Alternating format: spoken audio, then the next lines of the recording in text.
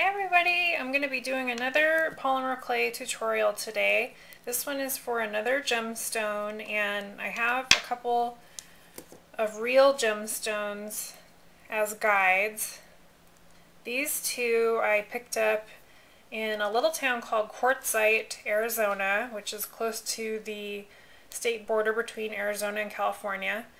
And they have flea markets out there that go year-round, and they have tons and tons of acres of tables of natural gemstones, and I had picked these up a couple of summers ago. But today what I'm going to be using is an antique looking ring base. It has this flowery, cool antique gold base, and I'm using Premo Sculpey. I had just gotten their multi-pack sampler. I'm going to be using some of their translucent clay. So I'm going to get that prepared and I'll be right back. So basically in tutorials I've seen for this method, I usually see people chopping up the translucent clay into little bits and mixing it with colored clay. And so that's what I'm going to be doing. And the nice thing with the translucent clay is that it does tend to be a little bit softer than the regular Premo Sculpey. This is bright green pearl, number 5035, and this one is peacock. So now I have my little pile of translucent mixed in with the peacock pearl and bright green pearl, and is to use a little bit of saran wrap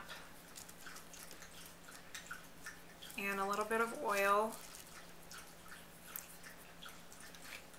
and I just have plain old vegetable oil, and then I'm just going to dab that on there. And now I'm just spreading the oil throughout the clay, and I'm going to wrap up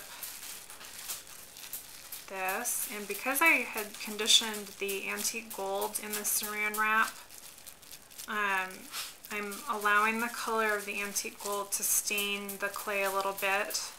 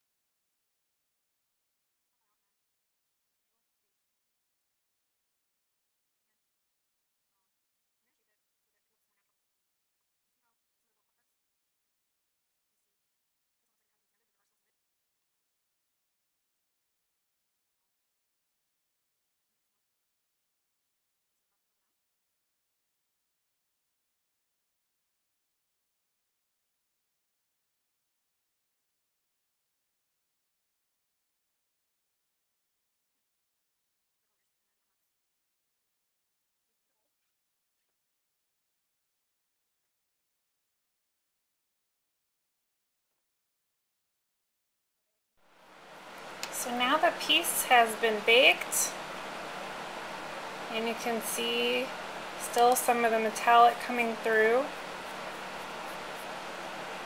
And you can either buff the piece now, but what I'm going to do as a shortcut, and also to finish and seal the piece so that it will be weatherproof, is I'm just going to use some polyurethane gloss varnish.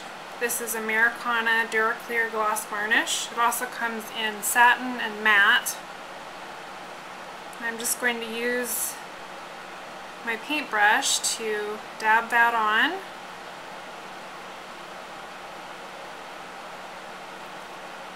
And you can also bake the clay again with the varnish on it. And what I'm going to do in this case is wait for this to completely dry, the first coat,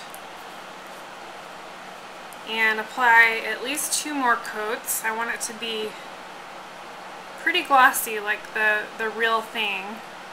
And I will go ahead and bake and seal that, and I'll show you the finished results.